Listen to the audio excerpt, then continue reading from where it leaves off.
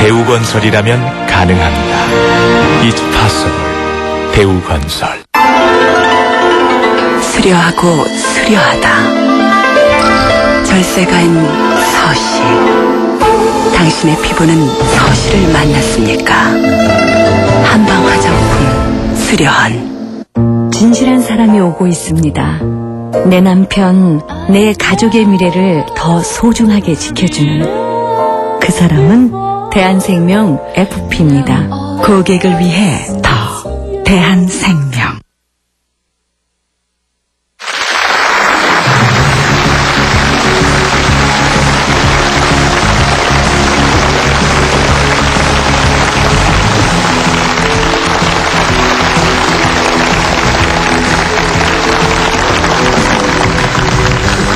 네, 감사합니다. 아유, 감사합니다.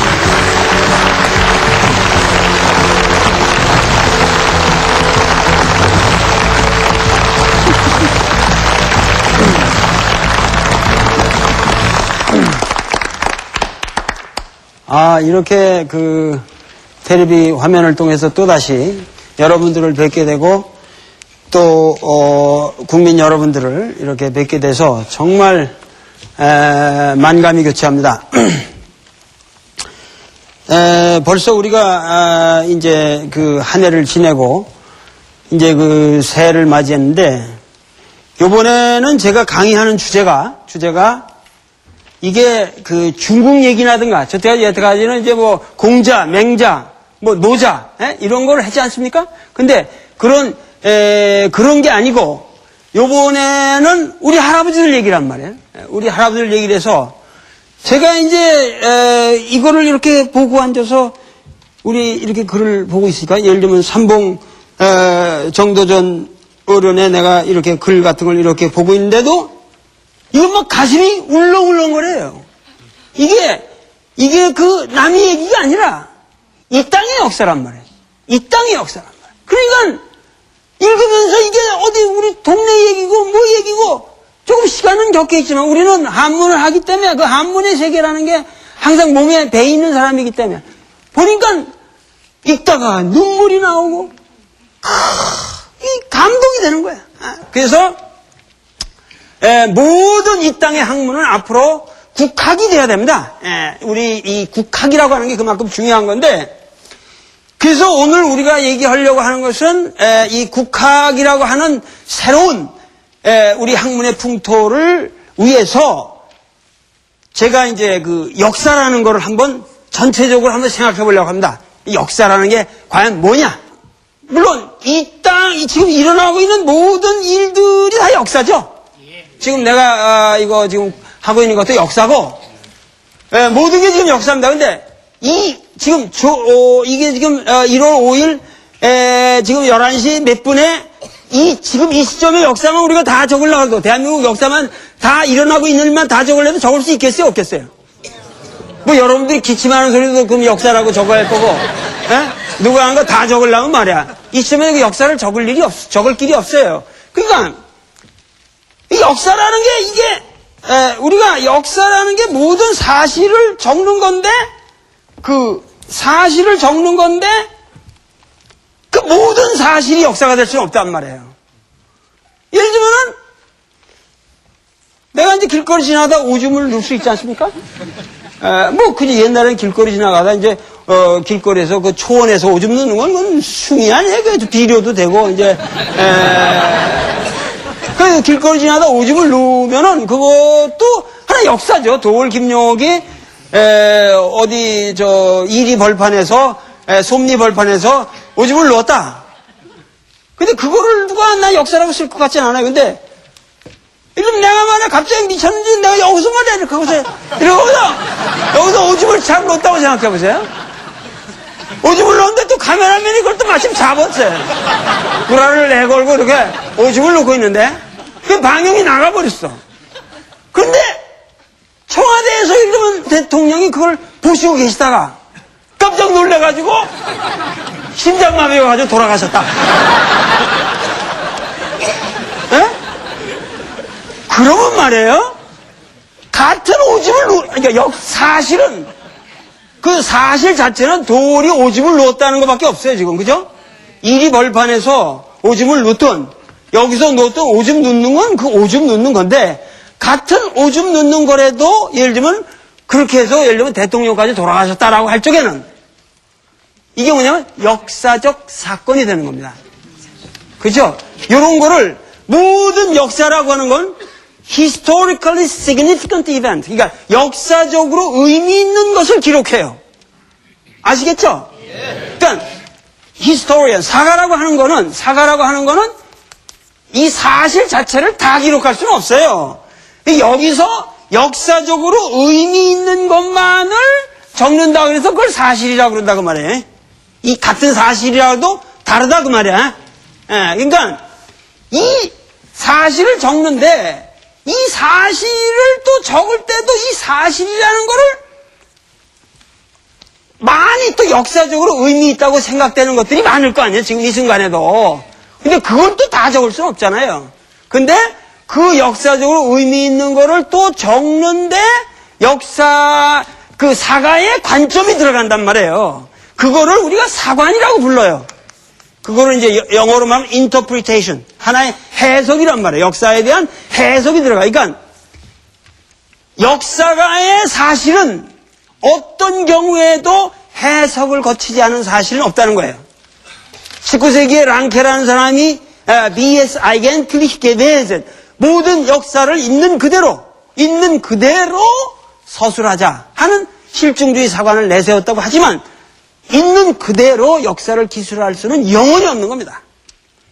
여러분들이 지금 내가 여기 있는 사건을 다 기록한다 하더라도 여러분들 노트장에 적힌 사실이 다 다릅니다. 다 다릅니다 지금. 그러니까 그거를 반드시 인간의 주관이 개입 안 될 수가 없어요. 역사라는 건. 그래서 모든 역사에는 반드시 사관, interpretation이 들어가 있다. interpretation이 들어가 있는데 내가 옛날에 그 한국신학대학이라는 데를 들어갔어요. 고려대학을 다니다가 뜻이 있어서 내가 뭔가 그 깊은 학문을 해갔다 그러고서 생물학을 하다가 신학을 하겠다 그러고 기독교 신학을 공부하겠다 그러고 내가 그때 목사가 되려고 한국신학대학이라는 데를 들어갔단 말이야. 근데 그때 마침 재미나게도 연세대학의 아주 사학의 대가이신 홍희섭 선생이 한국신학대학에 와서 국사 개론을 내 1학년 때 가르쳐 주셨다고. 그때 강의를 하시면서 뭐냐면은 나는 여러분들에게 한국 역사를 가르칠 생각이 없다. 한국 가르칠 수가 없다. 그러면서 하시는 말씀이 뭐라고 그러냐면 한국 역사가 어떻게 쓰여졌냐 하는 거를 내가 가르치겠다 그러시더라고. 한국 역사가 어떻게 쓰여졌냐는 거 그걸 알아야 된다 이거야. 왜냐면 역사는 사람이 쓰는 거기 때문에. 실제로 우리가 말하는 네이션 스테이트 국가를 단일화해서 쓰는 역사는 모두가 20세기 겁니다. 19세기 말기부터 생겨나는 거거든요. 전 세계가 그래. 한국만 그런 게 아니라 많은 사람들이 한국은 역사를 갖다가 지금 와서 무슨 늦게 우리가 서양에 늦게 쓴 걸로 아는데 전 세계가 민족 국가의 민족사라고 하는 것은 20세기밖에 없어요. 20세기밖에는. 그런데 그래서 한국의 역사라고 하는 것도 이제 전체를 우리가 단군으로부터 오늘날까지 쓴다고 하는 거는 20세기부터나 가능해진 건데 조선 왕조가 끝나고 그런데 그걸 제일 처음에 쓴 사람들이 누구예요? 한국 사람들이에요? 아닙니다. 이게 바로 일본들이 그 조선 총독부를 만들어 가지고 조선사 편수회라는 그 조직에서 처음으로 우리 역사를 쓰기 시작했다는 거예요. 그래서 홍희섭 선생님이 그때 강의를 하신 내용이 뭐냐면은 조선 편수관들이 조선사 편수관들이 그 이만희씨 류라든가 이런 그것들이 있거든요. 거기에 들어간 사람들이 대개 그 조선사 편수에 들어갔는데 이완용인 이런 사람들이 다 들어갔어요. 우리나라를 팔아먹은 사람들이. 그래가지고 그 사람들이 쓴 역사가 어떻게 역사를 썼냐 하는 역사 기술의 역사를 알아야 된다, 니들이. 홍희섭 선생님이 그때 국사 개론에서 하신 얘기가 한 학기 동안 하신 말씀이 딱 머리에는 지금 내려 박혀 있어요. 일본 사람들이 한국 역사를 처음으로 쓰기 시작했다. 그런데 그 사람들이 역사를 쓸 때는 역사가로서 당연히 뭐가 있어요? 사관이 있죠. 그러면 이 사람들의 사관을 우리가 식민지 사관이라고 하는 거, 그죠? 일제 식민지 사관이라고 하는데 그 식민지 사관의 정체가 뭐냐? 첫째는 아주 단순한 거더라고. 그 사람들이 공통으로 가지고 있던 대전제가 뭐냐면 한민족은 분열하기를 좋아한다. 항상 합칠 줄을 모르고 싸우는 것만을 좋아하는 민족이다 그거예요. 싸우는 것만을 좋아하는 민족이다 그거예요. 아주 간단한 겁니다. 그러니까 예를 들면은 첫째는 한국 사람들은 분열하고 싸우기를 좋아한다. 그러면 과거부터 우리가 뭐 부족국가 시대 뭐 이런 거 배웠잖아요. 그러다가 뭐 가야는 신라에게 이렇게 되고 뭐 하면서 고구려도 이렇게 병합이 되고 그러다가 삼국시대로 되다가 그 삼국을 또 이제 해서 신라가 되잖아요. 예? 통일신라가 되잖아요. 그래서 고려로 오고 그래서 조선 왕조로 이렇게 온다 그러면 이 역사는 분명히 분열의 역사가 아니라 통합의 역사죠. 예? 과거 이렇게 살았던 사람들이 점점 힘을 합쳐가면서 훌륭한 나라를 만들어가면서 점점 이렇게 하는 통합의 역사를 항상 이놈들은 싸우고 받고 음모하고 하면서 신라하고 백제하고 어떻게 싸우고 고구려하고 어떻게 싸우고 그런 서로 싸운다고 하는 관점만 가지고 역사를 썼다 거야. 그리고 조선 왕조에도 와도 맨 붕당, 그 당파가 그냥 해가지고 당파끼리 싸운다 그러잖아요. 조선 역사를 보면 당파가 없는 건 아닙니다. 그러나 당파라고 하는 것은 당파가 그 나름대로 이유가 있는 거예요. 왜냐하면 그거는 일종의 귀족 정치들이기 때문에 귀족 정치의 그 세력 간 사이에 이 밸런싱이 없으면 그 나라는 부패해요. 그러니까 당파 싸움이라는 게 그게 좋은 거예요. 왜냐하면 이거는 국민의 역사가 아니거든. 그거는 정권을 잡아서 올라가는 벼슬아치들 가운데에 얘들 간의 균형을 잡기 위한 노력이란 말이에요. 그러니까 이것이 오히려 탕평책 이후에 이게 아주 아이러니하게 정조가 탕평책, 영정족 때 탕평책을 쓰잖아요. 탕평책을 쓴 후에 우리나라가 망해요. 오히려 세도 정치로 가버리고 그래가지고 세도 정치로 가고 그러면서 뭐냐면 안동 김씨라든가 풍양조 씨 이런 사람들이 세도 정치하면서 구한말로 가면서 완전히 경직된 나라가 돼버린다고. 알겠어요? 그러니까 조선 시대의 그 붕당의 역사라고 하는 게 좋은 거예요. 지금도 정권을 잡은 놈끼리 싸워가지고 자꾸만 도태되고 이 새끼 밀려나고 저 새끼 밀려나야.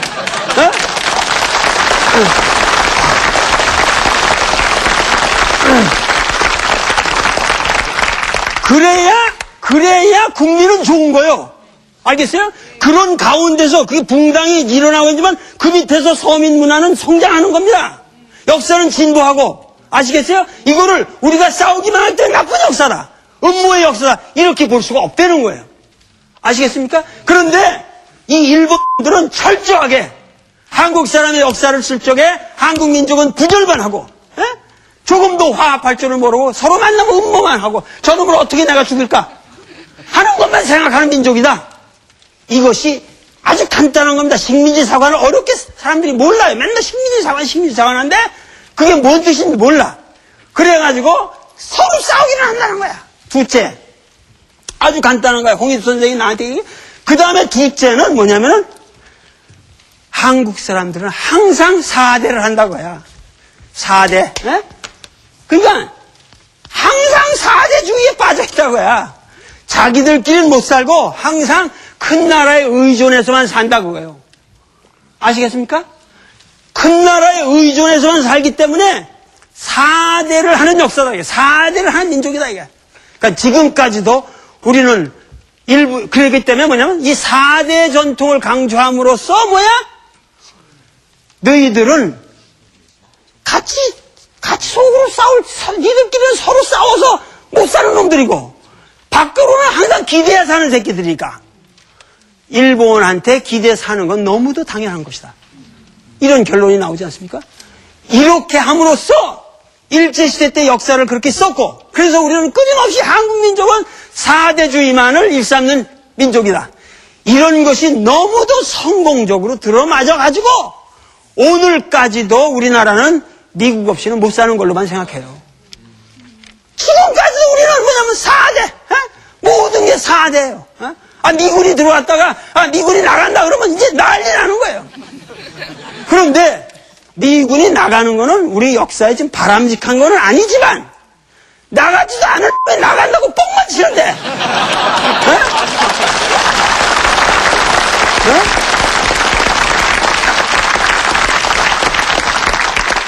거기에 그 블러핑, 그 구라에 전 국민이 노래하고 모든 정치인들이 거기에 빠져가지고, 왜 그런 블러핑에, 그런 헛구라에 다 속아가지고 나라 전체가 뒤흔들리냐 말이에요.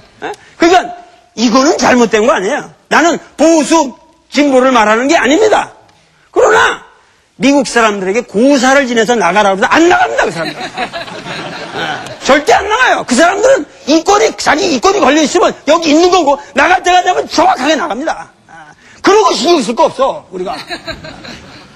그런데, 오늘날까지 그러니까 뭐냐면 우리 민족은 정말 진정한 의미에서 주체적 사고가 없는 민족이 됐단 말이에요, 지금. 그러니까 이것이 일본 사람들이 36년을 지배했다는 게 중요한 게 아니라, 36년이 중요한 게 아니야, 지금.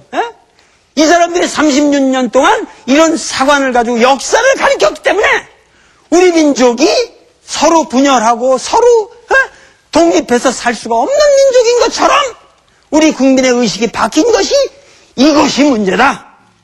너희들 정신 차려라 하고 홍희섭 선생님이 그 당시에 피를 토하시더라고. 그 당시에 내 한 학기 동안에 내가 내 인생에서 정말 눈물겹고 감격스럽게 들은 한 학기 강의였습니다. 그것이 내가 한국신학대학 가서 난 신학을 배운 것보다 그 홍희섭 선생 내 기억으로 그런 위대한 석학이 말이에요. 그 당시 구멍탄 가스 중독으로 돌아가셨어요. 그러니까 그때는 그랬어요. 학자들이 그렇게 청빈하게 사셨어요. 그래서 하여튼 이러한 그 우리 민족의 역사가 근원적으로 다시 바뀌어야겠다는 생각이 내 항상 평생을 가지고 살았던 그 하나의 소감인데, 자, 생각을 해봅시다. 역사라는 게 뭐야? 우선 역사라는 게 시간이죠. 시간이 흐르면은, 시간이 흘러야 역사가 생기죠? 시간이 없다면 역사 있어요, 없어요? 역사라고 하는 것은, 이 역사라고 하는 거는 한마디로 말해서 이게 시간이에요, 시간. 시간인데, 지금 이 시간이 대체적으로 우리가 말하는 역사라는 거는 인간들이 만드는 시간이죠. 인간들이 살아가는 시간이에요. 그죠? 인간들이 살아가는 시간인데, 시간이라고 하는 건 말이죠. 한 방향으로만 가고 되돌아갈 줄을 몰라요. 그런 성격이 있잖아요. 시간이라고 하는 게. 우리가 계속 늙잖아요, 지금. 나도 늙었어요. 그러니까 늙어가지고 이제 조금 있다 나도 죽어요. 그래서 맞죠, 그게? 그래가지고 그래서 내가 가는데 그 시간이 간다고 하는 거는 사실은 말이죠. 여기 이게 참 어려운 문제인데, 예를 들면 배가 간다. 시간이 간다 같죠? 말은. 배가 간다. 시간이 간다 같은 말 아니에요? 우리가 같이 쓰는데 배라는 게 분명히 여러분들 있죠? 그 배가 있어가지고 그놈이 이동하죠? 근데 시간이 간다는 배 같은 게 있습니까? 여기 이제 이게 문제가 되는 거예요. 시간이라고 하는 게. 시간이라고 하는 거는 말이죠. 그 배가 있어서 배가 가는 것처럼 시간이 가는 건 아니에요. 그죠? 시간이라고 하는 거는 어떠한 의미에서 뭐냐면은 여기서 이 시간이 간다고 하는 거는 어떠한 변화를 인식하는 우리의 어떤 그 뭔가 틀을 말하는 거예요. 그렇기 때문에 시간이라고 하는 거는 인간의 모습을 닮아요. 인간의 생각의 모습을 닮는데 가장 중요한 게 시간의 모습이 나는 아주 간단하게 얘기합니다. 시간의 모습이 기본적으로는 이런 게 있죠. 이렇게 쭉 가는 거예요. 그냥. 직선으로 가죠.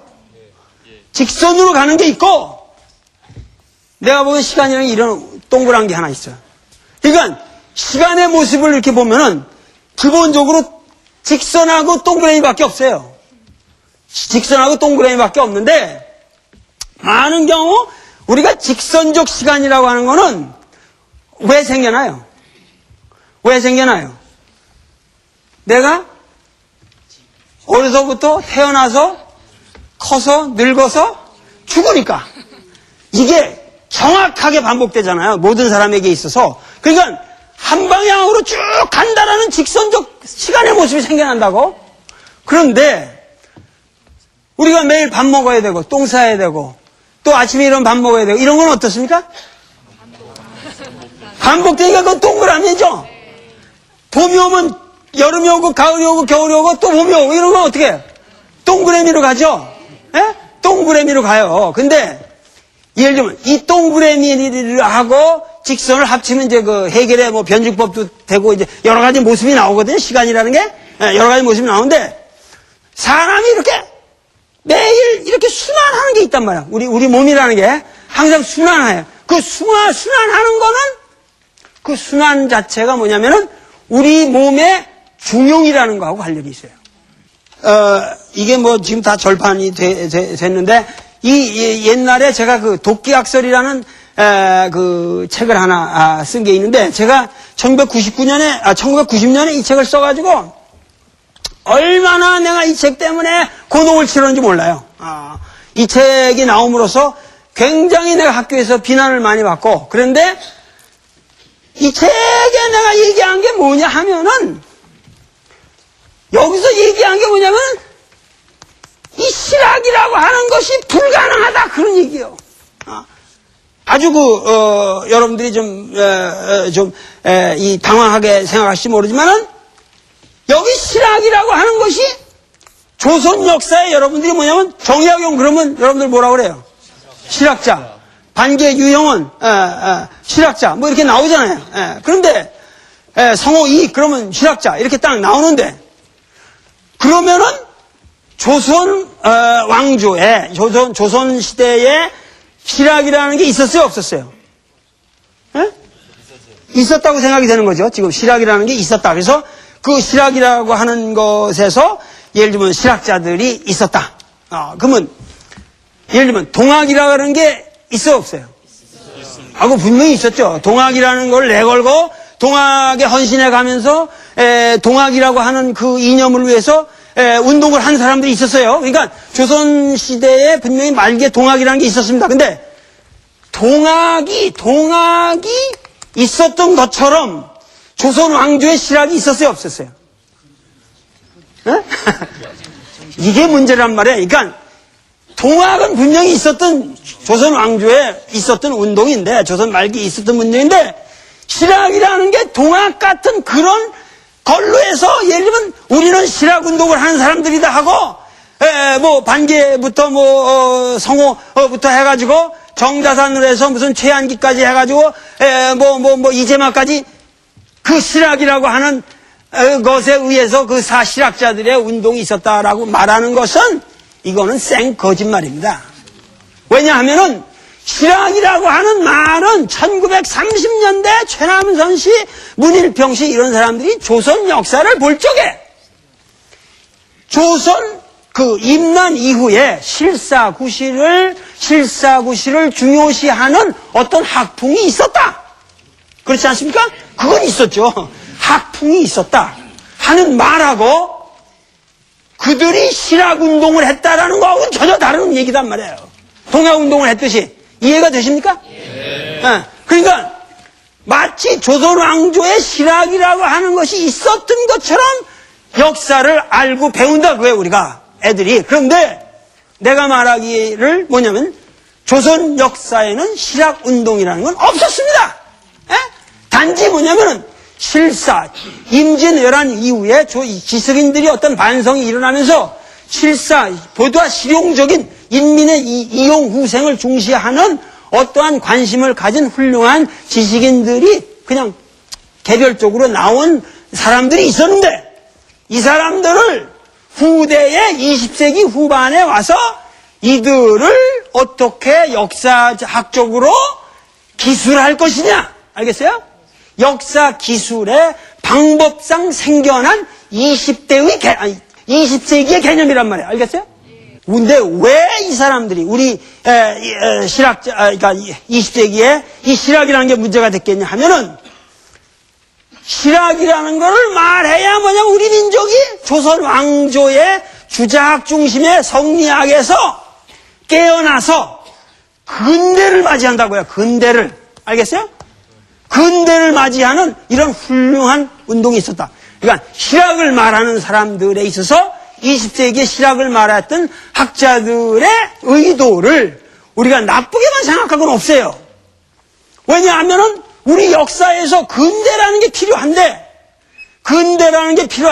이 근대에 해당되는 우리의 흐름이 있었다 하려면은 실학이라는 걸 끄집어내야 되고, 이 실학이라고 하는 것은 또 뭐가 관련되면은 이것이 소위 말해서 이들이 말하는 근대라고 하는 것은 반드시 자본주의라는 거랑 결부가 돼야 돼요. 네? 그러니까 실학이라는 운동을 통해서 자본주의의 맹아가 있었다. 자본주의의 본격적인 자본주의 안에서 그래서 자본주의 맹아론이 이런 말들이 나온 거란 말이에요. 1960년대 예를 들면 70년대 천관우 선생이라든가 한우근 선생 이런 분들이 해가지고 그러니까 그분들은 그분 나름대로 문제의식이 있는 건데, 문제는 왜 우리가 역사에 있어서 꼭 근대를 찾아야만 하느냐 하는 문제로 된단 말이에요. 왜? 이 근대라고 하는 것은 서양 사람들이 말하는 역사에 있어서 이 사람들은 서양 사람들이 얘기를 할 적에 반드시 근대를 얘기해야 되고, 이 근대가 서양 사람들이 말하는 어떠한 가치관에 의해서 자기들이 독점하고 있다고 생각하기 때문에. 그렇기 때문에 역사의 근대를 찾는 거예요. 그런데 이 근대라고 하는 문제가 자 보세요. 아까 이 역사를 내가 오늘 긴 말은 할 수가 없어요. 그러나 역사를 이렇게 우리가 직선으로 이렇게 우리가 간다고 볼 적에 여기가 지금 근대라고 보세요. 그렇죠? 근대가 여기일 수는 없죠. 여긴 뭐가 되겠어요? 고대가 되겠죠. 고대가 되고 여기가 뭐가 돼요? 중세가 된다고. 근데 우리가 고대, 중세, 근대로 이렇게 역사가 간다고 우리가 보고 있는데 이게 고대, 중세, 근대라는 말을 역사에서 꼭 써야 되느냐 그거야. 무슨 말이냐 하면은 이런 개념 속에는 말이죠, 여러 가지 한의가 들어가 있는데 고대, 중세, 근세로 올수록 역사는 유치한 데서 좋은 데로 갔다는 생각이 있어요. 분명히 있죠? 여러분들 고대 가서 살고 싶어요? 근세 가서 살고 싶어요? 여기서 살고 싶어요, 지금 여러분들이. 고대로 가면 뭐냐면 원시사회라고 그래, 이거를. 그런데 과연 그런 얘기가 정당하냐 이거야. 자, 내 인생을 보세요. 내가 20대, 30대, 40대, 50대, 그러면 지금 60대, 지금 내가 50대라 그러면 50대가 지금 근대 아니에요. 그럼 뭐 고대가 20대 정도, 10대 정도 될 거 아니에요. 그러면 내가 10대에 20대 내가 유치했습니까? 물론 어리긴 했다 그래도 그것이 가치적으로 내 인생을 돌아볼 적에 거기가 나빴다고만 나 생각할 의미가 없다 그거야. 그죠? 내 중세가 나빴냐? 이렇게 말할 수 없다는 얘기예요. 근데 역사를 말할 때 이런 얘기를 하는 사람은 암암리에 여기에 가치관념이 들어가 있단 말이에요. 왜냐? 서양 사람들은 근대에서 자기들이 이 세계를 지배했다고 생각하기 때문에 이 서양식 근대가 없는 너희들은 다 유치한 놈들이다 그거야. 무슨 말인지 아시겠습니까? 그래서 거기에 대한 컴플렉스 때문에 우리나라 학자들이 20세기 학자들이 우리 역사에서 피눈물나게 근대를 찾으려고 그랬던 거예요. 그런데 왜 이게 문제가 되냐면은 고대, 중세, 근대에서 왜 이게 문제가 되느냐면은 이게 내 미칠 노릇이 이런 얘기가 내가 이런 얘기를 하면 화가 나는데 어느 누구도 역사학자 어느 누구도 이런 말을 한 사람이 없어요. 어느 누구도 이런 말 한 사람이 없어요. 그래서 내가 이게 피눈물 나는데 이 책 썼다가 얼마나 욕을 먹고 내가 항상 김용옥 죽일 놈이라고 말이야. 내 제자 새끼들도 이 책을 갖다 인용을 못해. 다 써. 내 이게 한 5만 부가 우리나라 한 5만 부가 나간 책인데 이 책에 뭐냐면은, 이 전부 그 당시만 이 책을 받아들이면 자기들이 여태까지 주장한 모든 역사에 대한 생각이 다 무너져 버리기 때문에 이 책을 받아들일 수가 없는 거예요. 그래가지고 다 보면서도 레퍼런스에다 한 줄을 안 써, 이 새끼들이. 이렇게 비겁한 거야. 우리나라 역사학이라는 건데, 이제는 새 시대가 왔어요. 에? 다 무너진다고, 지금. 에? 그러니까, 우리가 새롭게 역사를 봐야 한다는 거야, 이거는. 자, 보세요. 이 고대, 중세, 근대라고 하는 거는, 원래 뭐냐면은, karl 막스가 근세로 오면서 뭐냐면, karl 막스가 역사를 발전 단계로 이렇게 해서 5단계서를 만들었단 말이에요. 그래가지고, 이건 원시공산제, 그 다음에 뭐죠? 노예제, 그 다음에 뭐죠? 봉건제, 그 다음에 자본제, 그 다음에 사회주의, 공산사회가 온단 말이에요. 그러면 여기서 원시공산주의라고 하는 건 이거는 픽션이에요, 픽션. 자기들도 픽션이라고 그러거든. 그리고 공산사회라는 건 왔어요, 안 왔어요? 이건 안 온 거죠. 미래에 도래할 거죠. 공산사회 도래할 거죠. 그러면 여기 원시공산사회랑 공산사회 빼놓고 본다면 뭐가 남아요?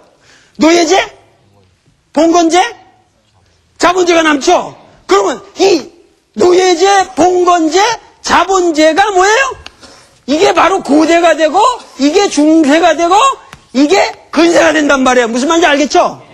그러니까, 근세가 되려면 반드시 자본제가 있어야 되고, 중세가 되려면 뭐가 있어야 돼요? 반드시 봉건제가 있어야 되고, 고대가 되려면 반드시 뭐가 있어야 돼요? 노예제가 있어야 한단 말이에요. 그러니까, 이거에 따라서, 예를 들면 신라시대에는 무슨 노예가 어디가 있었다. 에? 그렇게 하고, 고려제에 가면 뭐냐면, 지방 전부 이렇게 분권에 대해서 봉건 영주들이 있었다. 장보고도 있고, 장보고는, 하여튼, 있었다. 그러다가, 근세로, 그러면, 이런 도식을 가지고 한국 역사를 보려고 그랬단 말이에요. 20세기 모든 사람들이. 그러니까, 고대, 중세, 근세를 말하는 사람들은 다 마크시스트예요. 모든 사람들이 이게 굉장히 중요한 문제거든요. 그런데, 암암리에 이걸 얘기를 하면서도 이 틀에서 벗어나는 사람이 없어요. 무슨 얘기냐면은, 봉건제라고 하는 건 무슨 얘기냐면, 봉건제라는 거는 조폭. 봉건제라는 건 조폭이에요, 조폭. 조폭이라는 건 뭐냐면, 구역을 떼주잖아요. 야, 넌 어느 구역 맡아? 넌 어느 구역 맡는데, 조폭들의 세계는 뭐냐면은, 반드시 그 지역에 칼을 준다고. 그 지역을 맡은 놈들은 지가 칼집으로 지가 다 해놓은 거야. 그죠? 예? 그러니까 뭐냐면 정치, 군사, 경제가 완전히 독립되는 어떤 단위를 나눠준단 말이에요. 분봉이라고 그래, 그거를. 알겠어요? 그래가지고 그놈들하고 오야분, 꼬분 관계가 성립돼야 된단 말이에요. 그 일본말로 오야분, 오야꼬라는 거 아시잖아요. 오야분하고 꼬분이, 그러니까 봉건이라고 하는 거는 뭐냐면은 여기 중앙에 천자 같은 게 하나 있고, 왕이나 천자 같은 게 있고, 얘들이 띄워준단 말이에요, 땅을. 에? 그러면 얘들이 이게 하나의 나라들이에요. 아주 독립된 나라들이에요.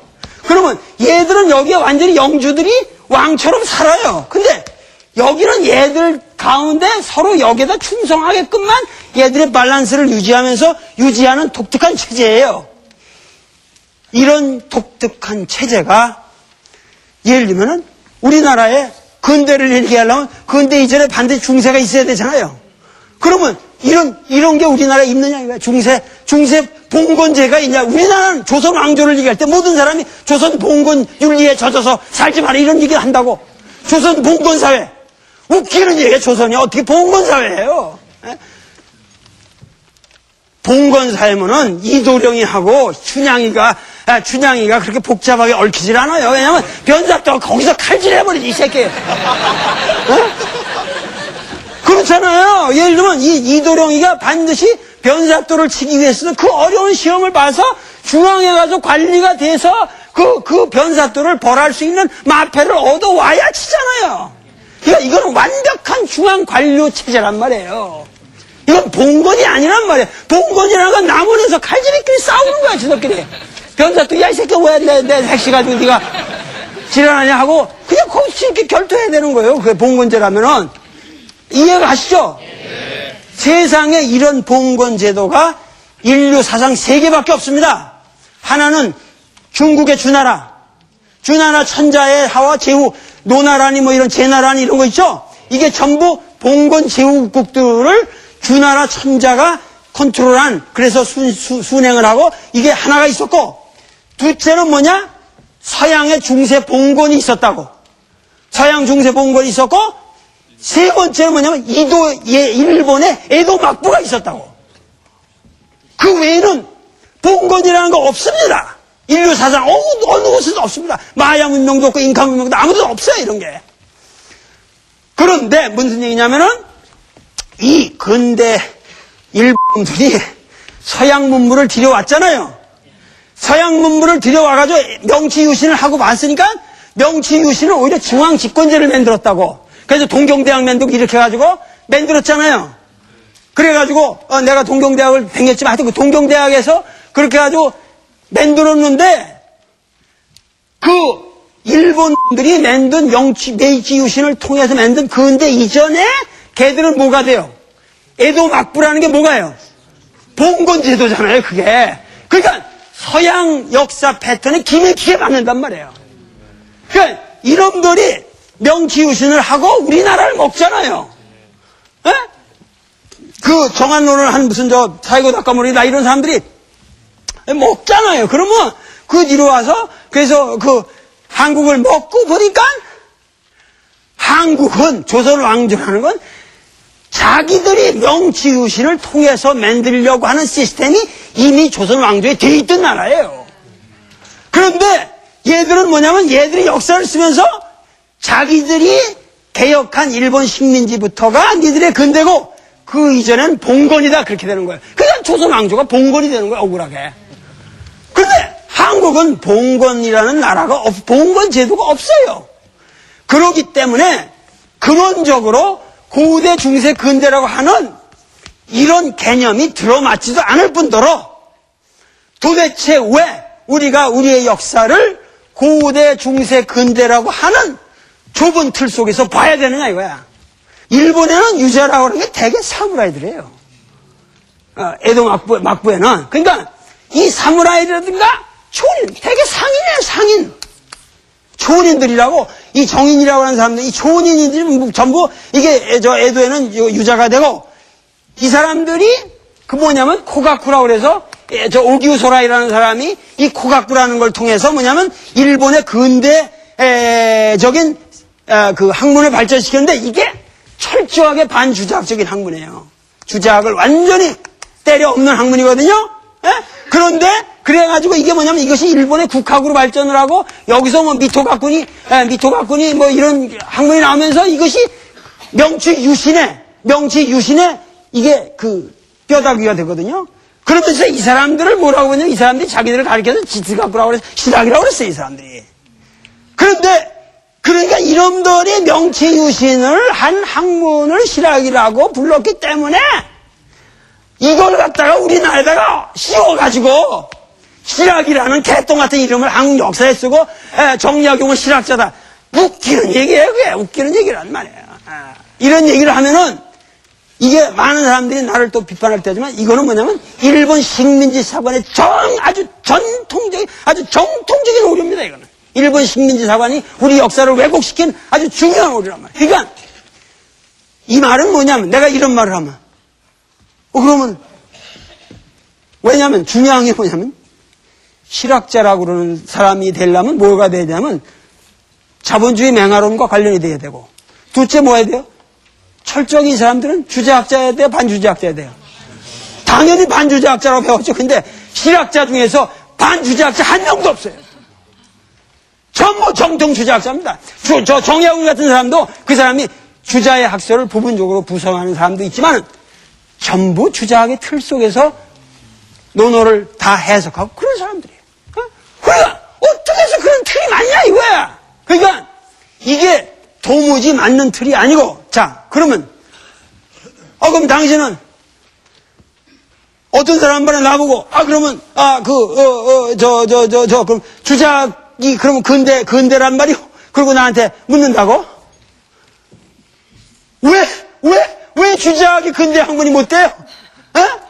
그거는 어떻게 해석을 하느냐는 문제지.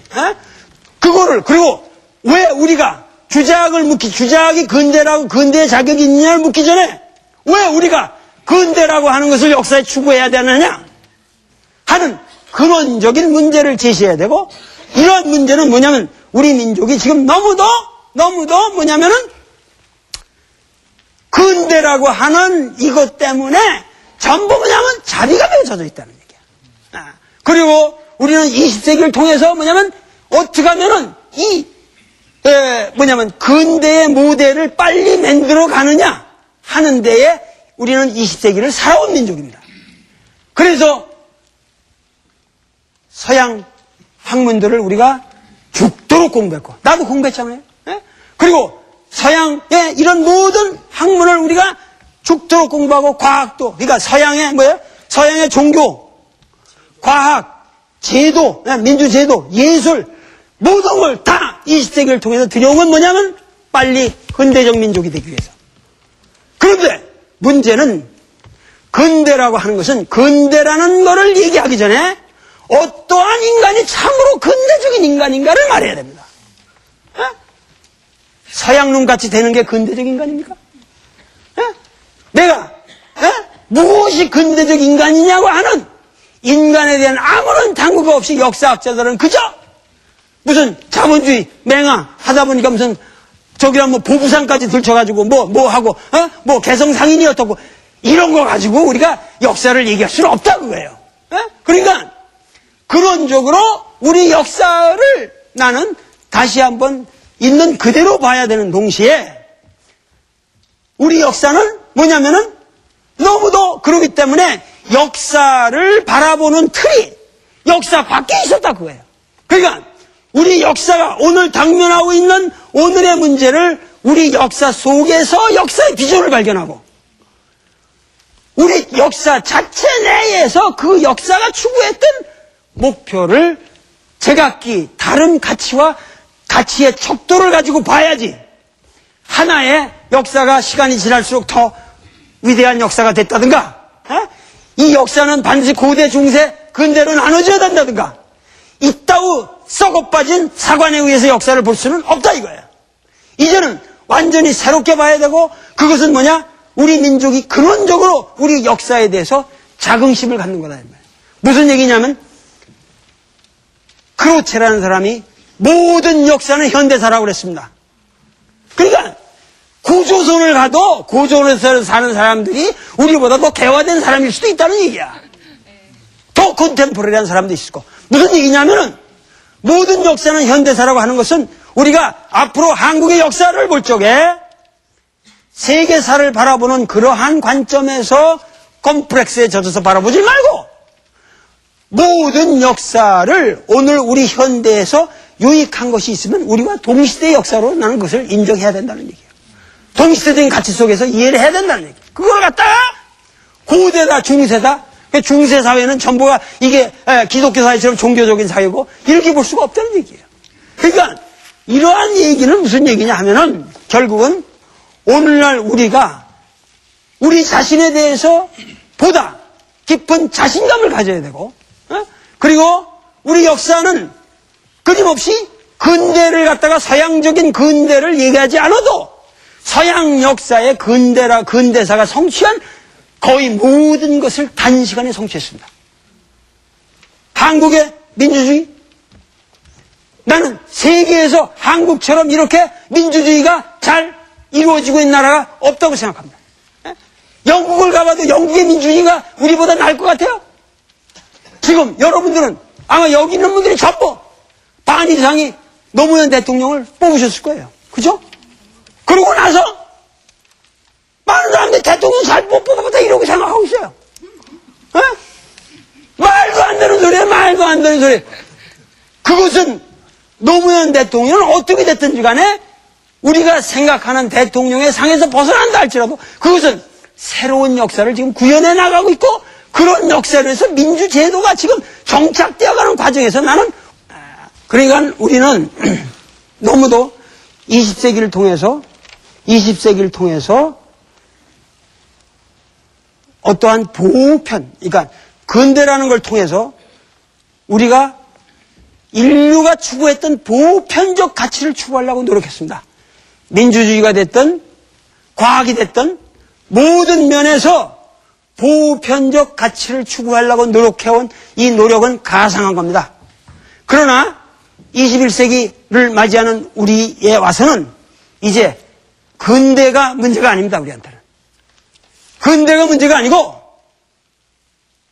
어떻게 하면 우리가 우리의 바른 이상대로 바른 역사를 만들어갈 수 있느냐, 그리고 이러한 역사 속에서 사는 인간들이 얼마나 훌륭한 인간으로서 평가받을 수 있느냐 하는 것만을 우리는 생각하면 된다는 거예요. 그런 고민만 하자는 거예요. 그리고 지금 정치적으로는 여러 가지 혼돈이 있는 것처럼 봬도 이런 정치적인 혼란이라는 것이 결코 역사의 후퇴가 아니라 근원적인 어떤 파라다임의 변화가 일어나고 있는 거예요. 그렇기 때문에 우리 역사는 정말 세계사에서 어느 민족에도 부럽지 않은 우리의 도덕적인 이상을 구현하는 민족이다. 그런 의미에서 이러한 위대한 역사를 우리에게 안겨준 조상들의, 우리 조상들이 과연 어떻게 생각해왔냐. 여태까지는 우리 조상들을 생각할 때 항상 그 사람들의 무슨 역사적 사건을 통해서만 우리가 이해를 했는데, 그 사람들이 과연 어떤 생각을 하는 사람들이냐 하는 것을 제가 이 시간을 통해서 그분들의 쓴 글을 직접 여러분들과 읽어가면서 이분들이 어떠한 생각을 하신 분들이라고 하는 모습을 여러분들에게 있는 그대로 보여드리려고 노력을 하겠습니다. 그러니까